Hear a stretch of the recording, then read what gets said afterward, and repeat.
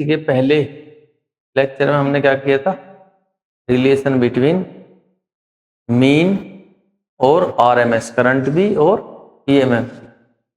तो तीन तरह के करंट हो, peak value of current, mean value of current और आरएमएस वैल्यू। इसी तरह ईएमएफ है, तो इनके आपस में क्या रिलेशन होंगे वो हमने देखा था। ठीक है, क्योंकि एसी है तो करंट एक जैसा तो रहता नहीं, या ईएमएफ एक जैसा तो होगा नहीं, अल्टरनेटिंग होगा। दैट मीन्स चेंज करेगा, वेरी करेगा दो पॉइंट्स के बीच में। तो दो वैल्यूज के बीच में वो कम ज़्यादा हर एक वैल्यू होगी, तो उसमें हम क्या करेंगे, फिर इनके कुछ मीन वैल्यू, आरएमएस वैल्यू, इस तरह की वैल्यू निकाल लेंगे। तो वो हमने कर लिया।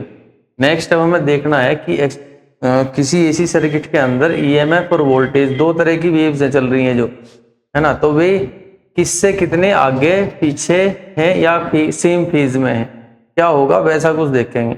अगर हमारे पास एसी में प्योर रजिस्टर हो, प्योर इंडक्टर हो, या प्योर कैपेसिटर हो, या फिर एलसीआर हो, यानी कि relation between current and EMF in all aspects, सब तरीके से करंट और ईएमएफ का क्या रिलेशन रहेगा। तो सबसे पहले प्योर रेजिस्टिव एसी सर्किट लिया, यानी कि इस तरह का एसी सर्किट लिया जिसके अंदर केवल क्या है, रेजिस्टेंस है। ऐसा एसी सर्किट जिसमें केवल रेजिस्टेंस होगा, वैसा कुछ। ठीक है, तो अब रेजिस्टेंस है, इसके अंदर करंट की भी वेव होगी और ईएमएफ की भी। तो हमने मान लिया कि इसका ईएमएफ किसी टी टाइम पे, कि टी टाइम पे ईएमएफ कितना है, E equals to E note sine omega T. Omega T मतलब क्या है, एंगल। जैसे साइन थीटा हो तो थीटा की वैल्यू क्या कह सकें, ओमेगा टी। तो हमने मान लिया कि वो इतना है ना, ये जो ईएमएफ है वो कितना है, E equals to E note sine omega T. अब रेजिस्टेंस के अंदर ओम्स लॉ के हिसाब से मैं देखूं तो रेजिस्टेंस के अंदर जो ईएमएफ होता है वो कितना होता है, V इक्वल्स टू या E equals to I R. तो हम यहाँ लिखेंगे for resistance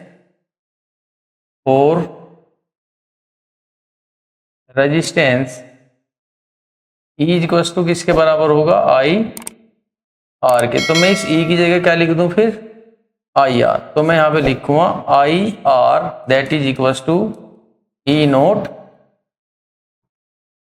sign omega T. और मुझे ईएमएफ पता है और ईएमएफ से क्या निकालना है, करंट। तो करंट हमारा आ गया ईएमएफ में, यहाँ पे इसी वैल्यू से निकलेगा, तो डायरेक्ट करंट आ जाएगा आई इक्वल्स टू ई नोट, और आर को कहाँ ले जाएंगे, डिवाइड में, और साइन ओमेगा टी। बस ये रिलेशन आ गया। अब हमें पता है, देखो ईएमएफ हमने इतना लिया था, करंट हमारा इतना आया। तो अगर मैं इसे कंपेयर करूं तो मुझे पता है कि एक्चुअली में अगर यहाँ ई है, यहाँ आई है, तो यहाँ ई नोट है, तो यहाँ क्या होना चाहिए, आई नोट। तो नेक्स्ट जो वैल्यू होगी वो होगी I equals to I note sine omega T. तो ये मेरी इक्वेशन फर्स्ट थी और ये है इक्वेशन सेकंड। अब मैं इन्हें कंपेयर करूं तो on comparing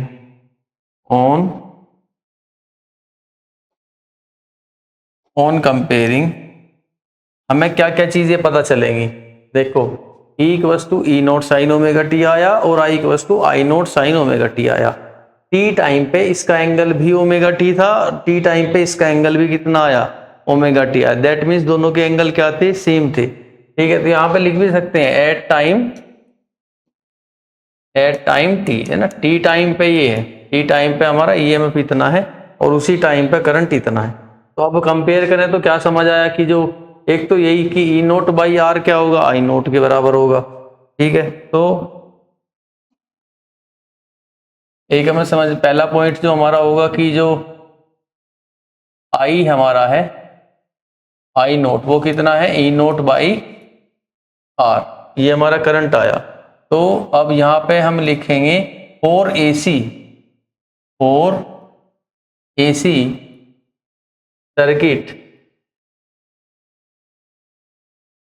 resistance of resistor is also R as in DC. जैसा कि डीसी में था वैसा ही एसी के अंदर भी रजिस्टर का रेजिस्टेंस कितना आया, आर आया, क्योंकि ई नोट के डिवाइड में जो भी आएगा वही उस डिवाइस का एसी के अंदर रेजिस्टेंस माना जाएगा। क्योंकि इसमें आर आया रजिस्टर का रेजिस्टेंस, तो ये एसी में भी आर है और डीसी में भी हमने देखा था कितना था, आर। तो दोनों में वैल्यू क्या है इसकी, सेम है। यानी कि डीसी के अंदर आर क्या करता है, करंट को कम करता है, रिड्यूस करता है। जितना ज्यादा आप आर बढ़ाओगे करंट उतना ही कम होगा, सिंपल सी बात है। तो इसमें भी ये क्या करेगा, इसे एसी को भी क्या करेगा, कम ही करेगा। ठीक है, दोनों बात सेम है। नेक्स्ट अब लिखेंगे इन प्योर, ये सारी चीजें हम कंपेयर करके लिख रहे हैं दोनों इक्वेशंस को। In pure resistive circuit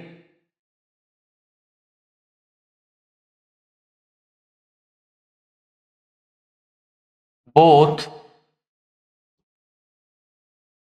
E and I are in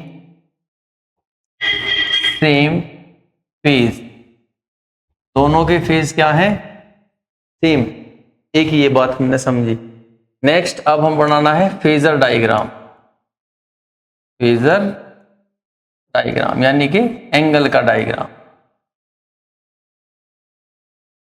तो इसके फेजर डायग्राम दो तरीके से बना सकें। एक तो ये कि हम ये बतावें, देखो टी टाइम पे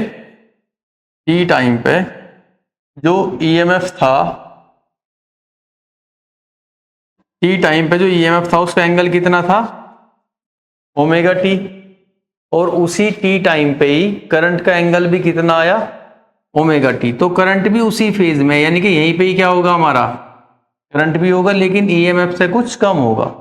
सपोज ये हमारा क्या है, ई, यहां से यहां तक का ये ई है ना, ये ई है। तो ये यहां से यहां तक क्या होगा, हमारा आई होगा। ये दोनों की लेकिन फेज दोनों के क्या होंगे, सेम। अच्छा क्यों होगा, देखो आई कम क्यों होगा, सेम फेज में है ना, ये दोनों ओमेगा टी पे ही है, ये एंगल है ओमेगा टी हमारा, है ना।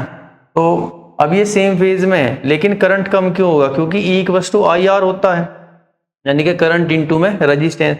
रेजिस्टेंस की मल्टीप्लाई जब करंट में करेंगे तभी आएगा, यानी कि ई क्या होगा, करंट से हर एक बार हर एक टाइम पे ज्यादा होगा। ठीक है, हर पॉइंट पे इसकी वैल्यू ज्यादा रहेगी और इसकी वैल्यू कम, क्योंकि ई होगा आई इंटू आर, रेजिस्टेंस का मल्टीप्लाई। तो एक तो ये तरीका है फेज डायग्राम को बताने का। दूसरा तरीका है वेव के फॉर्म में बताओ।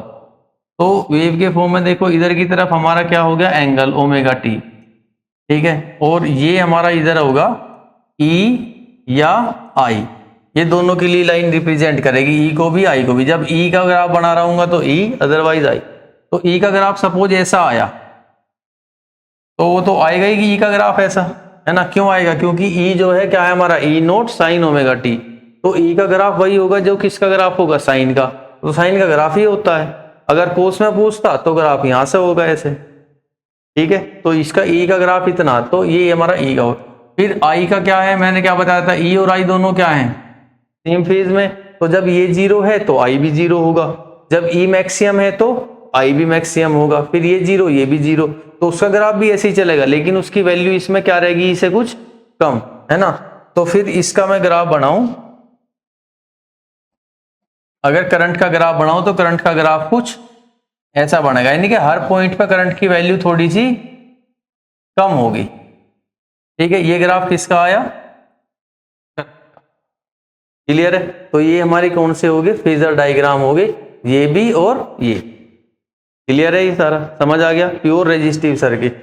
नेक्स्ट हम लेंगे प्योर इंडक्टिव सर्किट, यानी कि इस बार हमने केवल क्या लिया, इंडक्टर लिया। तो इंडक्टर मतलब क्या लिया, एक कोइल। ठीक है, एक कोइल ली इस तरह की, और किससे जोड़ दी हमने, एसी से।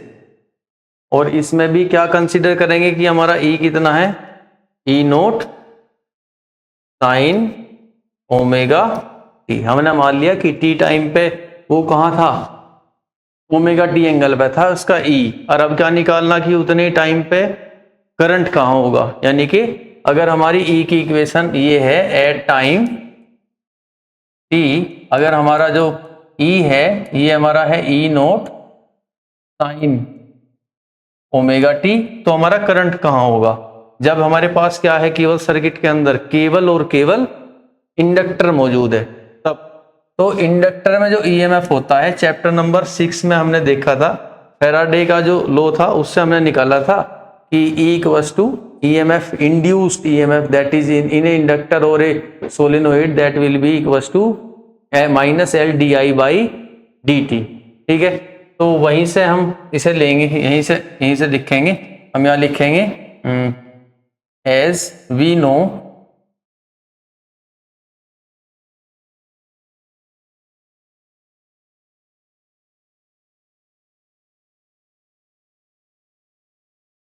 EMF induced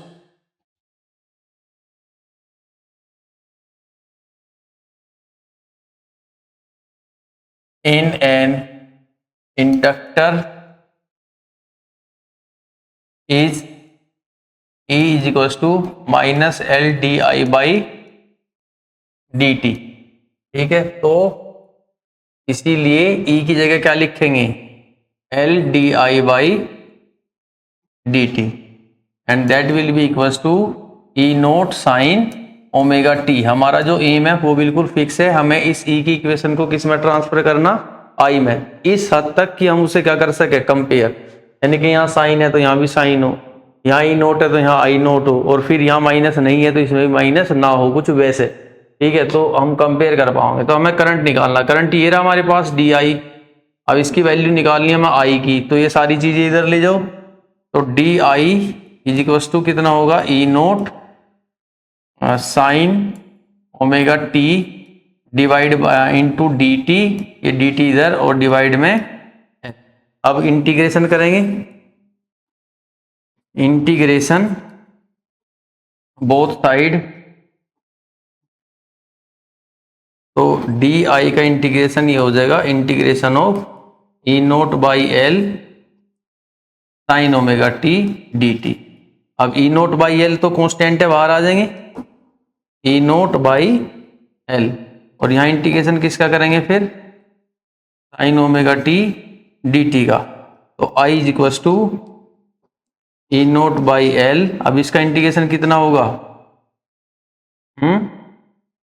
minus cos omega T divide by omega, और लिमिट क्या रखेंगे हम, कुछ भी नहीं, लिमिट कोई नहीं लेंगे, क्योंकि हम क्या कर रहे हैं यहाँ पे, एक इक्वेशन सोल्व कर रहे हैं ना, जिससे फॉर्मूला आएगा किसी जनरल टाइम टी पे। ठीक है, तो ऐसा नहीं है कि कोई वो है कि यहाँ से यहाँ तक का निकालना, बस केवल इतना ही। तो अब ये हो गया, इसके बाद ओमेगा कहाँ आ जाएगा, बाहर। ठीक है, तो हमारी जो इक्वेशन होगी फिर क्या हो जाएगी कि I is equals to minus E nought by omega L और कोस ओमेगा टी, ये आ गया। अभी हमें पता है, देखो इक्वेशन कंपेयर तभी होगी जब यहाँ माइनस नहीं है तो यहाँ भी ना हो, और यहाँ साइन है तो यहाँ भी साइन हो। और हमें पता है कि कोस को साइन में कन्वर्ट करना है, तो दो फॉर्मूले हैं, साइन 90 माइनस थीटा भी क्या होता है, कोस थीटा, और साइन 90 प्लस थीटा भी क्या होता है, कोस थीटा। अब मैं ये फॉर्मूला लगाऊं कि ये लगाऊं, तो मुझे देखो क्या करना है, यहाँ पे ओमेगा टी प्लस में मुझे भी थीटा क्या होता है, ओमेगा टी, तो यहाँ मुझे भी ओमेगा टी प्लस में चाहिए। तो अगर मैं ये फॉर्मूला लगाता हूं तो मुझे ओमेगा टी प्लस में मिल जाएगा, लेकिन बाद में मुझे यहाँ माइनस नहीं चाहिए, तो यहाँ माइनस है, तो इसे हटाने के लिए मुझे माइनस कॉमन लेना पड़ेगा। तो अगर मैं यहाँ माइनस कॉमन लूंगा तो ये ओमेगा टी कैसा हो जाएगा, माइनस में, जो कि गलत हो जाएगा, फिर कंपेयर नहीं कर पाएंगे।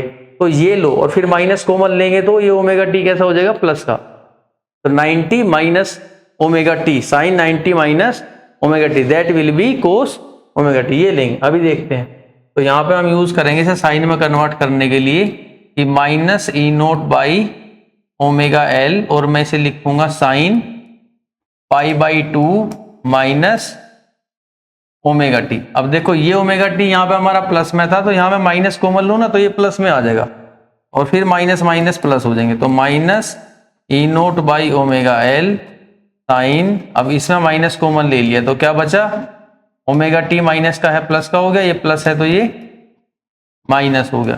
ठीक है, ऐसे। और साइन माइनस थीटा क्या होता है, minus sine theta, minus minus plus, तो आई इक्वल्स टू आ गया हमारा E nought E nought by omega L sine omega T minus pi by 2। ठीक है, ये इक्वेशन आ गई। अगर मैं कहूं कि ये इक्वेशन मेरी फर्स्ट है तो ये क्या होगी सेकंड। लेकिन देखो यहाँ पे आई है तो यहाँ ई है तो यहाँ आई है। ठीक है, यहाँ ई नोट है तो यहाँ क्या होना चाहिए आई नोट, तो ये हमारा आई नोट है। ठीक है, यहाँ साइन है यहाँ भी साइन है, तो नेक्स्ट मैं इसमें लिख सकता हूँ कि जो हमारा आया finally I equals to I note sine omega T minus pi by 2, और इसे कहेंगे इक्वेशन नंबर 2। अब दोनों इक्वेशन को आप कंपेयर करो, देखो अब बताओ इसका रेजिस्टेंस क्या आया। अब मैं ओम्स लॉ यूज करूं तो मुझे पता है कि आई जो है ना करंट, ये करंट है हमारा आई नोट है, तो करंट क्या होगा ईएमएफ अपॉन रेजिस्टेंस। तो ये जो ओमेगा एल हमने यहाँ लिखा ये क्या है रेजिस्टेंस है, किसका इंडक्टर का। तो इंडक्टर का रेजिस्टेंस है एसी में, एसी के अंदर एसी सर्किट के अंदर इंडक्टर ओमेगा एल रेजिस्टेंस देगा। ठीक है, तो ये रेजिस्टेंस की वैल्यू है, और इसके इंडक्टर के रेजिस्टेंस को हम कहेंगे एक्चुअली में कि क्या है इंडक्टिव रिएक्टेंस। ठीक है, तो ये हो गया। चलो इसके बाद कंपेयर करेंगे और कई सारी चीजें निकाल लेंगे। अब मुझे बताओ कौन सा आगे है इसमें करंट की ईएमएफ। अब देखो साइन साइन वहां पे भी, यहाँ इसका एंगल ओमेगा टी था, लेकिन कह रहा उसी टाइम टी पे, उसी टी टाइम पे जब उसका एंगल ओमेगा टी था, इसका एंगल कितना होगा omega T minus pi by 2, यानी कि 90 डिग्री करंट पीछे होगा। तो दिख रहा ना, मैं तो एंगल तो पता है ना, एक वेव है, दोनों वेव है, दोनों चल रही हैं, तो इसका एंगल टी टाइम पे इतना तो इसका इतना, तो हर टाइम पे इतना फेज देगी। ठीक है, इतना डिफरेंस रहेगा फेज में। तो अब कंपेयर करके लिखेंगे कि ऑन कंपैरिजन, ऑन कंपैरिजन क्या क्या चीजें पता चली। सबसे पहला पॉइंट क्या पता चला कि जो हमारा करंट है I nought that will be equals to E nought by omega L, therefore according to Ohm's law, Ohm's law के हिसाब से अगर मैं देखूं तो मेरा जो करंट होता है भाई वो क्या होता है, current that is equals to EMF upon resistance. Current क्या होता है, current that is equals to EMF upon resistance. तो करंट और ईएमएफ अपॉन, तो ये क्या हुआ रेजिस्टेंस।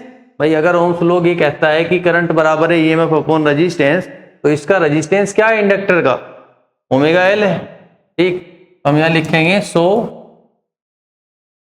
द, अब इसके रेजिस्टेंस को क्या लिखेंगे inductive reactance. So the inductive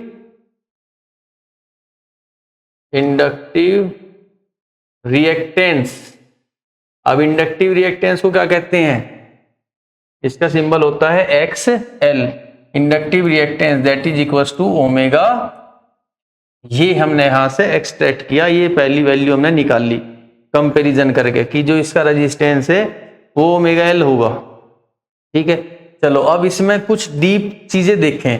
तो इसका जो रेजिस्टेंस है वो ओमेगा एल है। ओमेगा क्या होता है 2 पाई mu L, mu that means frequency. अच्छा 4 डीसी डायरेक्ट करंट के लिए अगर मैं चेक करूं तो डायरेक्ट करंट के लिए जो फ्रीक्वेंसी होगी वो कितनी होती है 0। डायरेक्ट करंट की फ्रीक्वेंसी क्या होती है 0, वो तो सीधे सीधे चलता है ना, उसमें तो साइकिल्स बनते ही नहीं। ठीक है, तो अब देखो वहां पे जो रेजिस्टेंस आ रहा था उसमें हमने बताया कि वो डीसी को भी कम करेगा और एसी को भी कम करेगा। इसमें देखो ना ये रेजिस्टेंस एसी के लिए है कि जितना फ्रीक्वेंसी आप दोगे करंट का ईएमएफ का, जितना ज्यादा फ्रीक्वेंसी दोगे ये उतना ही ज्यादा रेजिस्टेंस बढ़ा देगा, है ना। अच्छा चलो इस पे हम थोड़ी सी चर्चा करें अभी यहाँ रोक के कि ऐसा क्यों है कि वो ऐसे बढ़ा देगा, क्यों बढ़ा देगा रेजिस्टेंस, डायरेक्टली क्यों आया। ये हमारा इंडक्टिव कोइल है और आपको पता कि इसके अंदर से किसी भी तरह का जो फ्लक्स का चेंज होगा ना तो ये इसका क्या करेगी अपोज करेगी। आपने इसे एसी से जोड़ दिया, सोचो एसी क्या काम करता है, ये एक बार करंट इधर अगली बार इधर, यानी कि एक बार लाइंस इधर जा रही होंगी मतलब 100 लाइंस इधर गई, फिर अगली बार 100 लाइंस इधर आई। क्या हो रहा है ये फ्लक्स का चेंज ही तो हो रहा, फ्लक्स इधर फिर इधर। करंट देखो ना, current zero maximum negative value, zero maximum negative value, current इतनी स्पीड से चेंज हो रहा। अब ये जो चेंजिंग स्पीड है अगर वो आप बढ़ा दोगे, कैसे बढ़ाओगे, फ्रीक्वेंसी बढ़ा दो। अगर 50 फ्रीक्वेंसी, इसका मतलब है कि एक सेकंड में 50 बार करंट की डायरेक्शन चेंज हुई, तो इसका फ्लक्स कितनी बार चेंज हुआ? 50 बार। अब इसे फ्रीक्वेंसी को आप 100 कर दो, तो एक सेकंड में 100 बार करंट चेंज हो रहा है डायरेक्शन, तो इसके अंदर फ्लक्स भी चेंज 100 बार ही होगा ना। तो rate of change of flux इसमें क्या हो जाएगा? बढ़ जाएगा। और जितना भी आप इसमें rate of change of flux बढ़ाओगे, तो ये क्या चाहेगी कि वो ना बढ़े, तो उसका अपोज करेगी। दैट मीन्स रेजिस्टेंस ज्यादा देगी। बात समझ आई? तो एक्चुअली में क्या, इसका रेजिस्टेंस बढ़ता है इंडक्टिव कोइल का, जब आप क्या करते हो, फ्रीक्वेंसी को बढ़ाते हो। फ्रीक्वेंसी जितने कम करोगे उतना ही रेजिस्टेंस इसका कम होगा। साधारण सी 6 चैप्टर में हमने सारी चीजें अच्छे से समझी थी कि इंडक्टिव कोइल क्या होती है, सारा कुछ। तो फ्रीक्वेंसी डीसी की देखो, बट डीसी की तो फ्रीक्वेंसी होती ही नहीं, और डीसी की नहीं होती तो ये इसमें कोई भी रेजिस्टेंस नहीं देगा। डीसी करंट है, ठीक है, सीधे सीधा पास हो जाएगा, कोई रेजिस्टेंस नहीं देगा। तो यहाँ पे लिखेंगे एक्सएल की वैल्यू डीसी के लिए कितनी आएगी, तो 4 डीसी। डीसी के लिए एक्सएल कितना हो जाएगा? 0। ठीक है, that means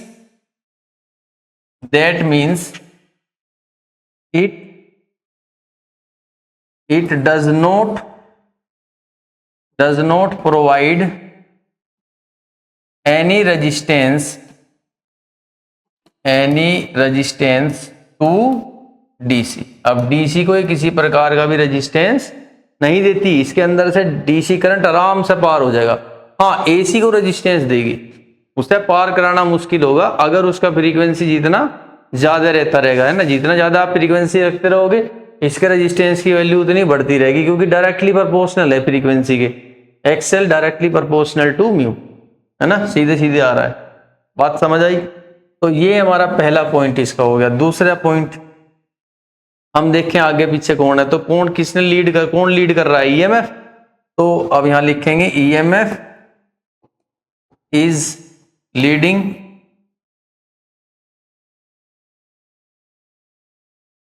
current by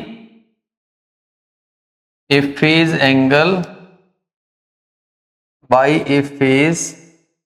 angle of pi by 2। कैसे भी लिख दो, कह दो ईएमएफ लीडिंग कर रहा है करंट को पाई बाई 2 से, या कह दो current is lags behind from EMF by 90 degree की। करंट 90 डिग्री पीछे है ईएमएफ से, या ईएमएफ करंट से 90 डिग्री आगे है, कुछ भी हो, है ना। सिंपल है कि ईएमएफ इसमें क्या होगा, 90 डिग्री आगे होगा, करंट इसमें 90 डिग्री पीछे होगा। Simple point. अच्छा, इसके बाद है फेजर डायग्राम। ये बड़े इंपॉर्टेंट है, तीसरा पॉइंट, फेजर डायग्राम। तो 2 तरीके से मैंने डायग्राम बनवाई इसकी। तो पहला तरीका तो यही है, देखो बताओ, ये हमारा अगर ईएमएफ है भाई ओमेगा टी, किसी टी टाइम पे ये ईएमएफ आ रहा है ओमेगा टी एंगल पे, तो करंट इससे क्या होगा, 90 डिग्री पीछे होगा, omega T minus pi by 2। तो यहां से 90 डिग्री का एंगल लो, और ये आपका क्या आ गया, इधर करंट 90 डिग्री पीछे आगे होता, तो यहां से 90 डिग्री आगे होता है ऐसे, ठीक है, पीछे। या फिर दूसरा तरीका मैंने क्या बताया था डायग्राम का, ये तुम्हारी वेव किसकी होगी, ईएमएफ की। ये अगर ईएमएफ की वेव है तो करंट की वेव क्या होगी, करंट इससे कम होगा थोड़ा सा। अच्छा, और ये क्या होगा, करंट इससे 90 डिग्री पीछे होगा। तो ये यहाँ पे है, तो ये यहाँ होगा 90 डिग्री पीछे। तो ये कुछ ऐसा चल रहा होगा, यूं चलेगा, ठीक है, इस तरीके से यूं कुछ। इसकी वैल्यू मैग्नीट्यूड हमेशा कम होगा, और यहां से स्टार्ट करेगा। आगे होता तो यहां से स्टार्ट करता, सेम होता तो यहां से स्टार्ट करता। क्लियर है पॉइंट? तो ये हमारा फेजर डायग्राम। नेक्स्ट,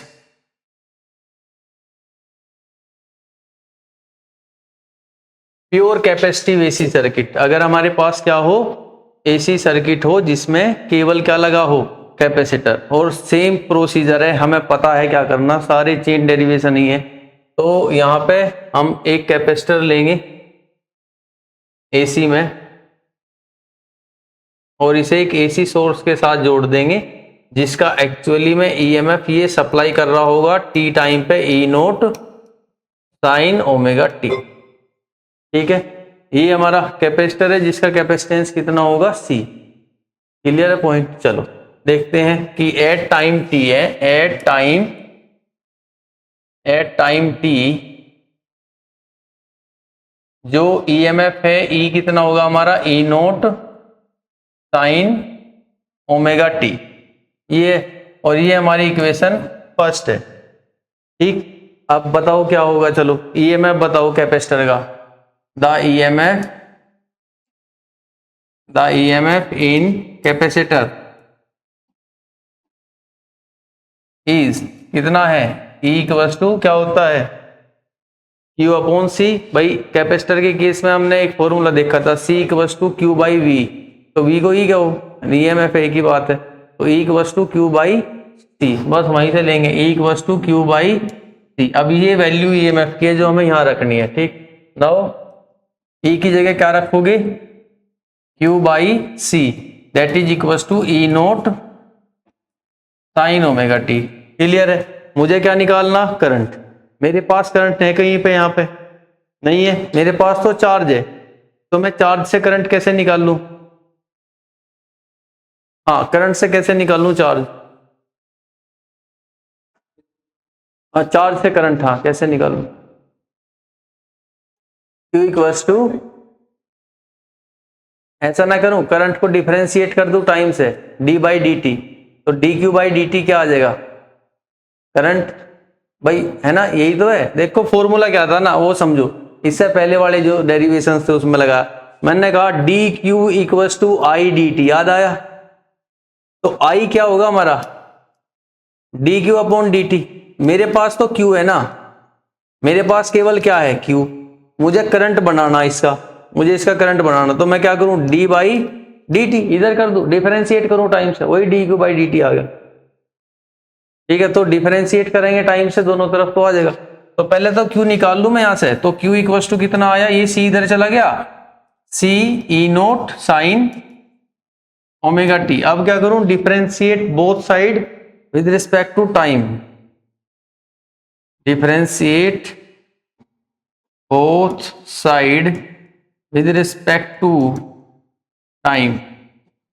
ठीक है, तो ये आ गया d by D T of Q और d by D T of C E naught. D Q by D T तो सीधा सीधा करंट हो गया, ये मिल गया हमें करंट, हमें निकालना, ये EMF हमें पता था, इससे अब हमें करंट निकालना, यही हमारा टारगेट है। अब अच्छा यहाँ पे ये भी बच गया ना, साइन ओमेगा टी। अब C और E नोट तो कॉमन है, बाहर आ गए। अब क्या बचा, d by D T of sine omega T. अब बताओ जरा, साइन ओमेगा टी का डिफरेंशिएशन क्या लिखोगे, कोस ओमेगा टी, है ना, यहाँ पे माइनस नहीं आने का। देखो फिर ये बायोलॉजी के जो स्टूडेंट है, साइन ओमेगा टी का इंटीग्रेशन क्या होगा, minus cos omega T. Sign omega T का डिफरेंशिएशन क्या होगा, कोस ओमेगा टी। तो वहां पे माइनस कोस है, यहाँ कोस है डिफरेंशिएशन में। ठीक है, और हाँ एक डिफरेंशिएशन में, इंटीग्रेशन में ओमेगा कहाँ आ रहा था हमारा, डिवाइड में, और यहां ओमेगा कैसा आएगा, मल्टीप्लाई में, डिफरेंशिएशन। तो अब ये जो वैल्यू हमारी है I इक्वल्स टू, ये क्या होगी, ओमेगा सी ई नोट साइन ओमेगा टी, ये आ गया। ठीक है, चलो अब थोड़ा दिमाग लगाओ। अब मुझे बताओ मैं कैसे बताऊं यहाँ करंट कितना, यहाँ एक्चुअली में क्या होना चाहिए था, ई नोट और उसके डिवाइड में समथिंग होता, और फिर जो भी ई नोट के डिवाइड में होता हम कहते कि वो इसका क्या है, रेजिस्टेंस है। तो डिवाइड में कुछ भी नहीं, और यहाँ ऊपर केवल ई नोट नहीं। ये तो मुझे पता ना कि ओम्स लॉ का अगर मैं लगाता हूँ यहाँ पे, तो ऊपर की तरफ मुझे केवल क्या चाहिए, ई नोट। तो ई नोट ले आओ ना ऊपर केवल, इसे इस तरह ट्रांसफर करो कि ये ऊपर केवल क्या हो, ई नोट ही हो। तो अगर मैं यहाँ पे ये सब नहीं चाह रहा, मैं चाहता हूं कि यहाँ केवल ई नोट हो और डिवाइड में हो जो भी हो, तो इसे मैं डिवाइड में कैसे लिखूं, 1 अपॉन ओमेगा सी, ऐसे भी तो लिख सकता हूं। अच्छा यहाँ कोस, ठीक। तो देखो ये वाला जो पॉइंट है कि यहाँ पे मुझे क्या चाहिए, केवल ई नोट चाहिए। तो यहाँ जो ओमेगा सी आ रहा है उसे मैं कैसे लिखूं, डिवाइड में, तो E nought by 1 upon omega C लिख सकता हूं मैं इसे। तो ई नोट बाई जो भी समथिंग जो भी नीचे होगा वही इसका क्या माना जाएगा, रेजिस्टेंस। अब ओम्स लॉ लग जाएगा यहाँ पे। ठीक, आगे क्या बचा यहाँ पे, कोस ओमेगा टी। अब फिर एक चीज और है, तुम्हें पता है कि तुम्हें कोस को किस में चेंज करना, साइन में। कैसे करोगे, क्या यहाँ माइनस है बाहर, नहीं है, तो मुझे माइनस नहीं चाहिए, मैं माइनस कॉमन नहीं लूंगा, तो मैं क्या करूंगा बताओ, कोस भी और ओमेगा टी भी मुझे प्लस में ही चाहिए, तो मैं कौन सा एंगल लगाऊं, ये वाला फॉर्मूला लगाऊं कि sine 90 plus theta cos theta, ये लगाऊंगा, ये ऑटोमेटिक मुझे ओमेगा टी प्लस में मिलेगा, कॉमन नहीं लेना मुझे इस बार माइनस। तो यहां फिर हम इसे चेंज करेंगे, I equals to E nought by 1 by omega C, और इसे लिखेंगे साइन 90 यानी कि pi by 2 plus omega T. अच्छा पहले ओमेगा टी है ना इधर, तो मैं यहाँ ओमेगा टी पहले लिखूं और पाई बाई 2 बाद में, ताकि पता रहे कि हाँ भाई एंगल चेंज हो रहा है, कैसा आगे पीछे क्या। तो I equals to E nought by 1 by omega C sine omega T plus pi by 2। ठीक, ये इक्वेशन आ गई हमारी, आप कंपेयर कर सके हैं। अब इसे मैं क्या लिख सकता हूं, आई नोट, तो यहां पे इसे लिख दूंगा फाइनली कि जो हमारा आई है किसके बराबर है, I note sine omega T plus pi by 2। ये हमारी इक्वेशन सेकंड है। अब जरा कंपेयर करके बताओ कौन सा आगे है, करंट आगे है। देखो ये टी टाइम पे इसका एंगल कितना है, फेज कितना है, ओमेगा टी, जबकि करंट का कितना आया, omega T plus pi by 2, यानी कि 90 डिग्री कैपेसिटर के अंदर करंट जो है ईएमएफ से 90 डिग्री आगे होगा। और क्या कंपेयर करोगे, और कैसे निकाल लोगे, देखो इसका जो करंट आई नोट की वैल्यू है वो E nought by 1 by omega C है, तो 1 बाई ओमेगा सी इस कैपेसिटर का क्या होगा, रेजिस्टेंस होगा। कैपेसिटर का रेजिस्टेंस कितना, 1 बाई ओमेगा सी, से कहेंगे कैपेसिटिव रिएक्टेंस। तो ये सारी चीजें बस हम कंपेयर करके निकाल लेंगे, क्लियर है। तो नेक्स्ट अब करेंगे कंपैरिजन ऑन कंपैरिजन। क्या पता चला कि जो आई नोट है वो किसके बराबर होगा, E nought by 1 upon omega C, और अकॉर्डिंग टू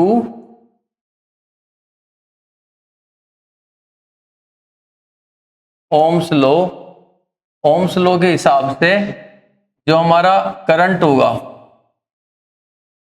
वो किसके बराबर होगा, ईएमएफ अपॉन रेजिस्टेंस की। तो अगर ऐसा है तो जो हमारा ये रेजिस्टेंस है, रिएक्टिव क्या कहेंगे इसे, रिएक्टिव इंपीडेंस, तो नहीं कैपेसिटिव रिएक्टेंस, तो कैपेसिटिव रिएक्टेंस XC वो किसके बराबर होगा भाई, 1 अपॉन ओमेगा सी के। ठीक, जो भी है देखो करंट करंट, ईएमएफ, तो जो भी अपोन में है वो क्या होगा, रेजिस्टेंस। सर अपोन में है 1 बाई ओमेगा सी, तो 1 बाई ओमेगा सी इस कैपेसिटर का रेजिस्टेंस होगा, जिसे कहेंगे कैपेसिटिव रिएक्टेंस XC। तो जो XC है ये हमारा आया 1 बाई ओमेगा सी। अच्छा ओमेगा का फॉर्मूला क्या है, 2 पाई म्यू। तो इससे क्या पता चला कि जो XC है वो इनवर्सली प्रोपोर्शनल है किसके, फ्रीक्वेंसी के। अब बताओ जरा 4 डीसी के लिए फ्रीक्वेंसी क्या होती है, 0, तो XC हमारा कितना होगा, 1 बाई 0, आंसर क्या होगा,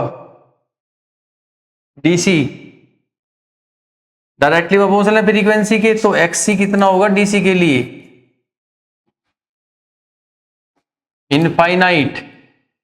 इनफाइनाइट होगा, बहुत ज्यादा। इसका मतलब क्या है, इनफाइनाइट वैल्यू होगी। डीसी का फ्रीक्वेंसी 0 है, ये फ्रीक्वेंसी के इनवर्सली प्रोपोर्शनल है, 1 बाई 0, आंसर कितना, इन्फिनिटी। यानी कि ये डीसी को पास होने ही नहीं देगा अपने अंदर से, ये ब्लॉक कर देगा डीसी को, क्योंकि डीसी करंट जैसे ही आया कम फ्रीक्वेंसी 0 फ्रीक्वेंसी का है वो तो। और इसका जो रेजिस्टेंस है वो इस प्रकार का है कि जितनी आप फ्रीक्वेंसी बढ़ाओगे रेजिस्टेंस उतना ही क्या होता रहेगा, जितनी फ्रीक्वेंसी बढ़ाओगे उतना ही कम होता रहेगा, फ्रीक्वेंसी जितनी घटाओगे उतना ही बढ़ेगा। इंडक्टर के जस्ट अपोजिट, इंडक्टर के केस में उसका रेजिस्टेंस डायरेक्टली प्रोपोर्शनल था, इसमें इनवर्सली है। अब डीसी की तो फ्रीक्वेंसी 0 है, तो उसके लिए इन्फिनिटी रेजिस्टेंस देगा। इन्फिनिटी रेजिस्टेंस का मतलब क्या है कि पास नहीं होने देगा। दैट मीन्स कैपेसिटर के अंदर से डीसी पास कहाँ होता है, तो ब्लॉक हो जाए, उसमें तो करंट होता ही नहीं। डीसी सर्किट में अगर आप कोई कैपेसिटर लगा दोगे तो उसके अंदर से करंट पास नहीं होता। वैसे ही हमने न्यूमेरिकल्स में देखा था इसका, ठीक है, कि होगा ही नहीं, इक्वल इक्वल हो जाएंगे, वोल्टेज पास नहीं होगा। इसका मतलब है देयरफॉर इट ब्लॉक्स डीसी। ये डीसी को क्या कर देगा, ब्लॉक कर देगा, ठीक है। नेक्स्ट दूसरी बात हमें क्या पता चली, है ना, कुछ बहुत सारी इंपॉर्टेंट चीजें, एक्ससी का वैल्यू है ना, ये सब इंपॉर्टेंट है। तो और क्या पता चला हमें, नेक्स्ट जो सबसे इंपॉर्टेंट जो इसमें दूसरा फैक्टर है कि क्या है कि करंट इसमें क्या होगा, 90 डिग्री आगे होगा, ठीक है। तो यहां लिखेंगे current leading EMF by a phase angle of pi by 2, ठीक। अब नेक्स्ट क्या करेंगे, फेजर डायग्राम।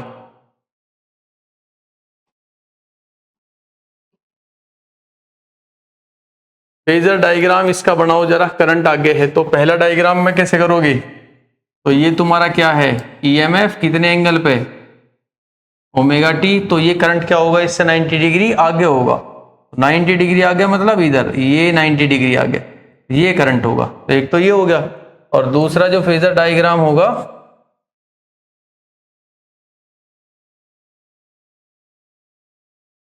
ये किसका ग्राफ है, EMF का, और करंट क्या है, इससे 90 डिग्री आगे है। तो 90 डिग्री आगे मतलब यहां से ऐसे ये करंट होगा, यूं चले, तो ये किसका ग्राफ हो गया, करंट का। तो ये फेजर डायग्राम है, इसमें करंट आगे है, उसमें पीछे था, और रेजिस्टेंस में एक बराबर थे। चलो अब रिलेशन का लास्ट जो डेरिवेशन हमारा है, ये है LCR सर्किट। LCR मतलब इसके अंदर क्या होगा, ऐसा AC सर्किट है जिसमें इंडक्टर भी है, कैपेसिटर भी है और रेजिस्टर भी। तब क्या होगा, तो तब इसका फेजर डायग्राम से ही डेरिवेशन करेंगे, ठीक है। एनालिटिकल ट्रीटमेंट ना करके फेजर डायग्राम से इसका डेरिवेशन करेंगे। तो पहले एक फेजर डायग्राम बनाते हैं कि सबसे पहले हमारे पास यहाँ पे क्या है, एक रेजिस्टेंस है, इसके बाद क्या है, एक इंडक्टर है, और उसके लास्ट में क्या है, एक कैपेसिटर है। और ये सारी चीजें हमने जोड़ दी एक AC के सोर्स से, ठीक। अब जिसका करंट हमने मान लिया, देखो इसमें करंट क्यों मानना हमने, I0 साइन, पहले हमने करंट मानना, और करंट से क्या निकाल लेंगे, अब करंट निकालने के बाद ना अब क्या निकाल लेंगे, फिर EMF डायग्राम से। क्यों करंट क्यों माना, ये सारे के सारे कैसे हैं, सीरीज में है। अब एक ही पॉइंट है, सारे सीरीज में है, करंट तीनों में क्या रहेगा, सेम, और अपने ही एंगल पर रहेगा, करंट की वैल्यू चेंज नहीं होगी, वो सेम फेज में सब जगह चलेगा। लेकिन EMF हर एक में अलग अलग एंगल्स पे रहेगा, वो देखते हैं कैसे। देखो हमने करंट मान लिया क्योंकि सीरीज में थे सारे, RB, LB और CB। मान लो कि ये करंट है, ये करंट है, इसका मैक्सिमम वैल्यू ले लिया I0, वो इधर है, ऐसे करंट है, तब में मैक्सिमम करंट ही होगा उतना ही। ये करंट है, डायरेक्शन यही है करंट की, और करंट कितने एंगल पे है, ओमेगा टी पे, ठीक है। रेजिस्टेंस के अंदर अब बताइए मुझे जरा एक बार, अगर ये करंट है तो भाई रेजिस्टेंस के अंदर जो वोल्टेज होगी ER जो होगा, EMF इन इंडक्ट रेजिस्टेंस, तो वो किस करंट के सेम डायरेक्शन में ही होगा, दोनों क्या होते हैं, सेम फेज में। तो जिधर की तरफ करंट है, रेजिस्टेंस का वोल्टेज भी इसी तरफ होगा, ER सेम डायरेक्शन, ठीक है। इंडक्टर में बताओ वोल्टेज क्या थी, आगे थी करंट से या पीछे थी, इंडक्टर में वोल्टेज नहीं पता, देखो हम देख सकें, सबसे बढ़िया बात यही है। इंडक्टर में पीछे था, करंट क्या था इंडक्टर में, पीछे। EMF क्या था, करंट से 90 डिग्री है आगे था, ठीक है। तो इसमें EMF 90 डिग्री आगे होगा, लीड करेगा करंट को 90 डिग्री से। तो इसके अंदर ईएमएफ ज्यादा है, यानी कि ये, तो ये होगा इसका EL जो है वो 90 डिग्री ज्यादा होगा। ठीक है, चलो अब इसमें बताओ कैपेसिटर में क्या था ईएमएफ, करंट से 90 डिग्री पीछे, करंट 90 डिग्री आगे था, मतलब करंट इसमें सेम है। तो ये अब करंट ईएमएफ, करंट इससे 90 डिग्री आगे था तो ईएमएफ पीछे हो जाएगा, तो ईएमएफ इससे क्या होगा 90 डिग्री पीछे होगा, EC ऐसा। ठीक है, ये करंट की सेम वैल्यू है तीनों सीरीज में, सब में एक ही वैल्यू है ये। तो रेजिस्टेंस में इसके डायरेक्शन में होगा, इंडक्टर में ईएमएफ जो है वो लीड करेगा और कैपेसिटर में ईएमएफ 90 डिग्री पीछे होगा। ठीक, ऐसा कुछ हमने बनाया। तो ये सारी चीजें जो ईएमएफ, आप देखो कि ईएमएफ एक जैसा नहीं है, ईएमएफ इसका ईएमएफ का डायरेक्शन ये है, इसका ईएमएफ का डायरेक्शन ये है, इसमें ईएमएफ का डायरेक्शन ये है, करंट का एक जैसा। तो क्या तीनों का हम एक टोटल कर सकें, रिजल्टेंट निकाल सकें? कहीं ना कहीं ईएमएफ हमें क्या निकालना, देखो हमारे पास टोटल करंट है और मुझे ईएमएफ निकालना इनका अलग अलग का नहीं, टोटल ईएमएफ। इसमें ईएमएफ इधर है, इसमें इधर है, इसमें इधर है, कहीं ना कहीं नेट डायरेक्शन होगी, टोटल ईएमएफ तो होगा ना कहीं किधर ना किधर। तो अगर करंट के साथ अलग अलग डिवाइस जो हैं अलग अलग एंगल बना रही है उनके ईएमएफ, तो टोटल ईएमएफ जो नेट ईएमएफ होगा वो भी करंट के साथ कोई ना कोई एंगल तो बना रहा होगा ना, तो वो हमें फाइंड करना, और वही एंगल फाइंड करेंगे तो ई आ जाएगा हमारा। बात समझ आई? चलो, तो अब यहां लिखेंगे नेक्स्ट कि लेट ई आर जो है ये क्या है हमारा, वोल्टेज ड्रॉप है ना, ऐसे लिख दो, voltage drop in register. EC हमारा क्या है, वोल्टेज ड्रॉप इन कैपेसिटर, और EL क्या है, वोल्टेज ड्रॉप इन इंडक्टर। ठीक है, इनके अपने अपने वैल्यूज भी होंगे। तो ER का बताओ फॉर्मूला क्या होगा, ER इक्वल्स टू IR, ये जो होगा EC ये किसके बराबर होगा, I इंटू इसका रेजिस्टेंस कैपेसिटर का, कैपेसिटर का रेजिस्टेंस क्या होता है XC, और ये इंडक्टर का जो EL होगा, इंडक्टर की वोल्टेज क्या होगी I इंटू में XL, इसका रेजिस्टेंस, जो भी इनकी वैल्यूज हैं। तो इस प्रकार ये सारे के सारे क्या होंगे, इनमें अलग अलग EMF होंगे। ठीक है, तो जो करंट इसमें हमने मानना इज रिप्रेजेंटेड बाई, तो इसे क्या लिखेंगे, I equals to I naught sine omega T. हमने मान लिया कि किसी टी टाइम पे जो है करंट हमारा कहां था, ओमेगा टी एंगल पे था, बस हमें ये निकालना। ठीक है, तो हम यहां लिखेंगे फेजर डायग्राम,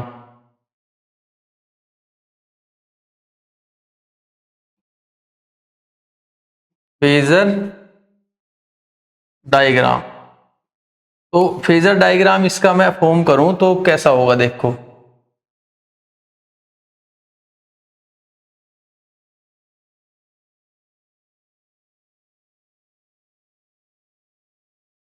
करंट की डायरेक्शन क्या है, यही है, हमने मान लिया कि करंट की डायरेक्शन ये हमारा करंट है I नोट, इधर है करंट।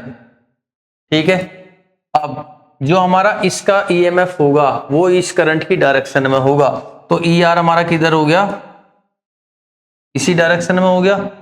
EL क्या है, इससे 90 डिग्री आगे है, तो ये हमारा हो गया EL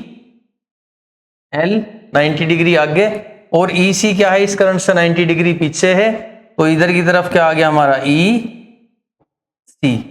अब देखो EL इधर और EC इधर, दोनों क्या है, एक अपोजिट। ठीक है, तो जो बड़ा होगा टोटल करने के लिए, अगर जो बड़ा होगा उससे छोटे बड़ा क्या कर दो, माइनस कर दो, और दोनों अगर सेम होंगे तो कैंसिल हो गए, क्या हो जाएंगे, 0।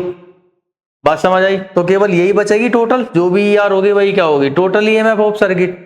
तो इनका मुझे टोटल करना है, तो यहां लिखेंगे if EL is greater than EC, अगर ऐसा है तो दोनों का टोटल होगा वो इधर आ जाएगा, यहाँ पे ये यहां से यहां तक, तो ये हमारा आ जाएगा EL माइनस EC।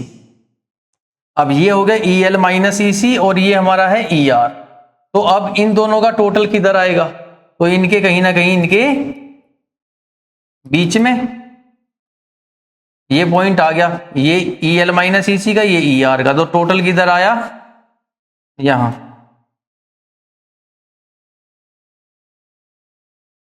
ये आ गया, तो ये मेरा क्या है यहाँ पे टोटल या नेट ईएमएफ। तो करंट इस डायरेक्शन में है तो नेट ईएमएफ इस डायरेक्शन में है। देखो वो बड़ा सिंपल है, करंट के डायरेक्शन में रेजिस्टेंस था, ये इससे 90 डिग्री आगे था, ये पीछे था, ये ज्यादा है, ठीक है, टोटल एक इधर आ गया, एक इधर आ गया, तो इनका जो रिजल्टेंट होगा वो इनके बीच में ही होगा।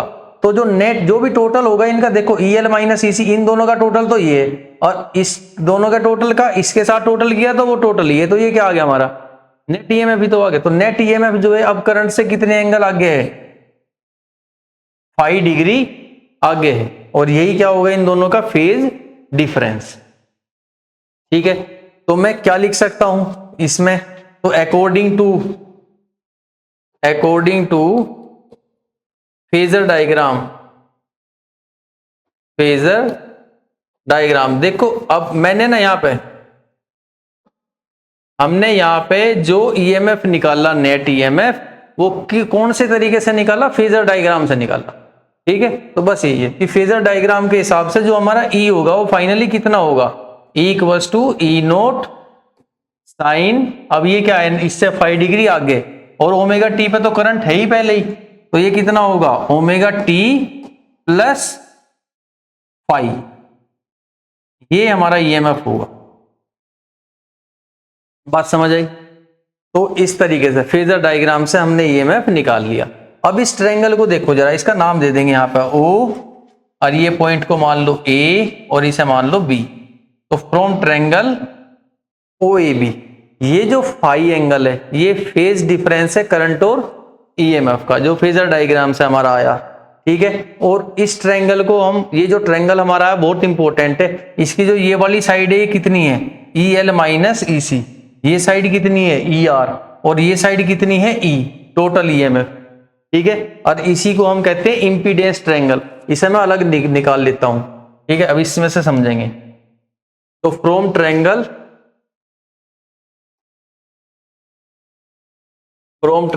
ओ ए बी, अब इस ट्रायंगल को जरा हम ध्यान से देखें, तो ये देखो यहां पे ये साइड हमारी क्या थी ई आर, ये साइड कितनी थी, ये तो एंगल था ना इधर ऐसे,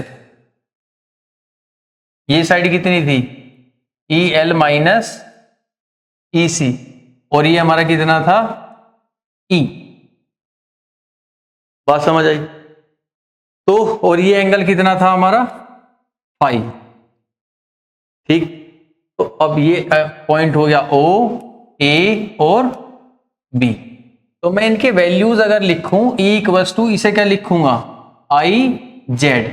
अब जो जेड है वो क्या है हमारा, तो यहां पे लिखेंगे वेयर, यहां पहले मान लो कि नाउ जो हमारा ई होगा वो नेट ईएमएफ है, वो किसके बराबर होगा आई जेड की। तो जेड क्या है, देखो ये तो हमारा टोटल ईएमएफ है ना बेटे, तो तुम्हें पता है पूरे एलसीआर सर्किट का टोटल ईएमएफ है, तो इसका फॉर्मूला क्या होगा, current into total resistance of LCR circuit, और एलसीआर सर्किट का टोटल रेजिस्टेंस को हम कहते हैं इंपीडेंस। रजिस्टर के रेजिस्टेंस को तो आर ही कहेंगे, रेजिस्टेंस है। इंडक्टर के रेजिस्टेंस को क्या कहेंगे, इंडक्टिव रिएक्टेंस। कैपेसिटर के रेजिस्टेंस को कैपेसिटिव रिएक्टेंस, और टोटल रेजिस्टेंस को इंपीडेंस, यानी कि जेड। ठीक है, समझ गए।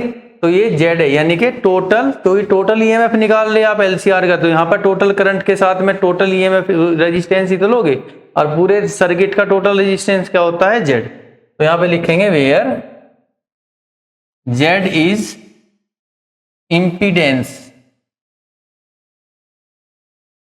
impedance of LCR circuit.